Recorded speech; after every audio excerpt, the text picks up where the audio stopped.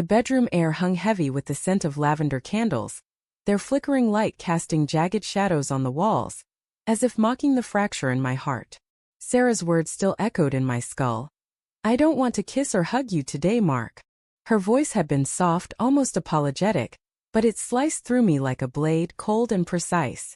I stood frozen by our bed, watching her slip into her nightgown, her movements deliberate, avoiding my gaze.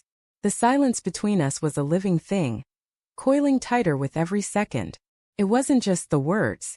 It was the way her hazel eyes, usually warm like sunlight on autumn leaves, had dulled, as if a curtain had fallen behind them. I wanted to ask why, to demand an explanation, but my tongue felt leaden, trapped by the dread pooling in my gut.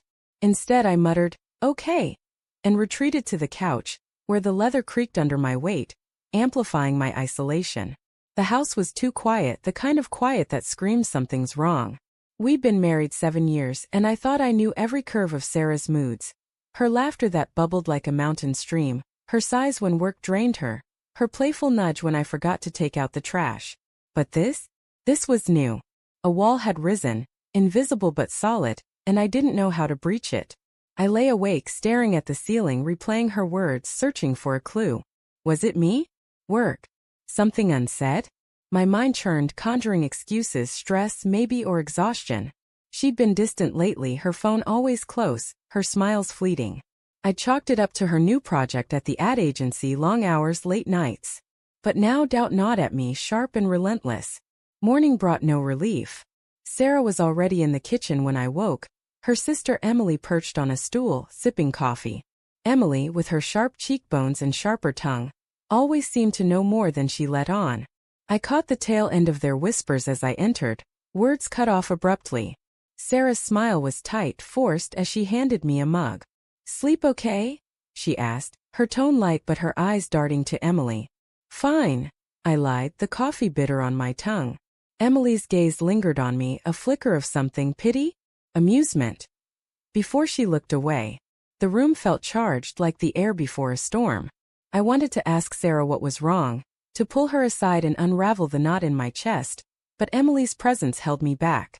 They were close, those two, always sharing secrets I was never privy to. I used to find it endearing. Now it felt like a locked door. "Got plans today?" I asked, trying to sound casual. Sarah shrugged, stirring her oatmeal with a spoon that clinked too loudly against the bowl. "Emily's staying over. We might go shopping." Her voice was flat, rehearsed. Emily nodded, her lips curving into a smile that didn't reach her eyes. "Sounds fun," I said, but my mind was racing.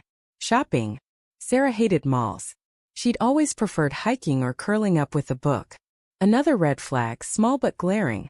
I swallowed the urge to press her, to demand why she was pulling away, why her warmth had turned to frost. The day dragged, each hour heavy with unease. I worked from home, my laptop screen blurring as my thoughts spiraled. Sarah and Emily left around noon, their laughter trailing out the door like a taunt.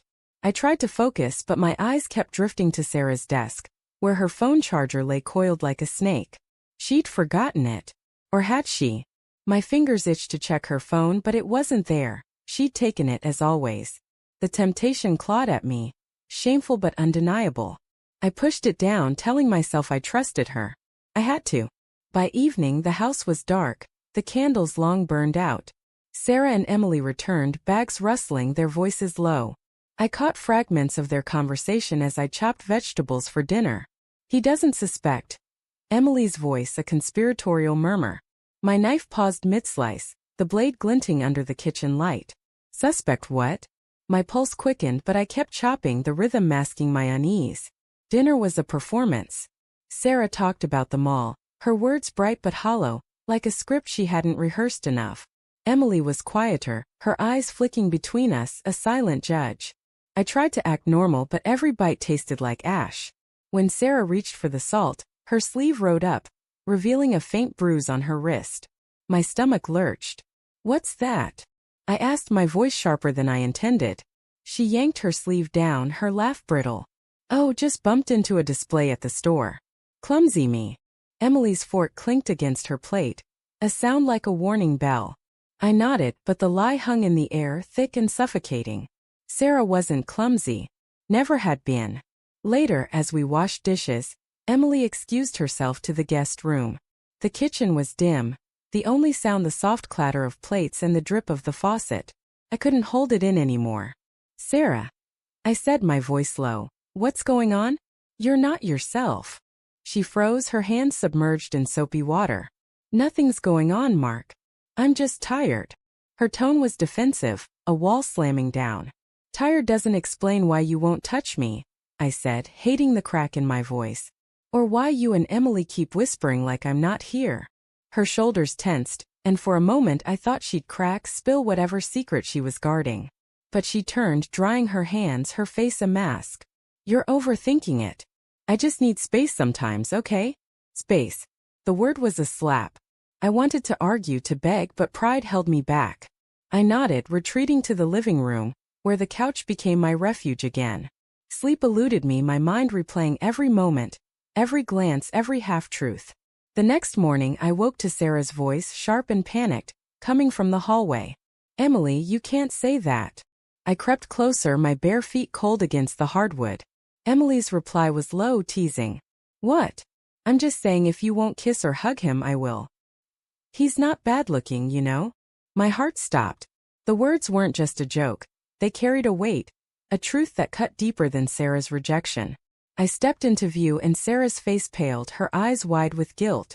Emily smirked, unapologetic, her gaze daring me to react. "Mark, it's not," Sarah started, but I cut her off. "What's not?" My voice was a growl, raw with betrayal. "What's going on, Sarah? Tell me." Her lips trembled, and for the first time I saw fear in her eyes. Not of me, but of the truth. "It's not what you think," she whispered, but her voice broke and the lie crumbled. Emily stepped forward, her smirk gone. "Tell him, Sarah. He deserves to know." The world tilted. Sarah's tears came fast. Her words a confession I never wanted to hear. "It was one time, Mark. One stupid night. I didn't mean for it to happen." She didn't say who, but Emily's silence screamed the answer. Not a lover. Not a stranger. Her sister. The room spun, the lavender scent now sickly sweet. Heartbreak and rage collided. But worse was the love that lingered, stubborn and cruel. I wanted to scream, to leave, but my feet were rooted. Sarah reached for me, but I flinched, her touch a betrayal too fresh to bear. Emily's voice cut through the haze. "I'm sorry, Mark. It was my fault too." Her words were sincere, but they didn't matter. The trust was gone, shattered like glass.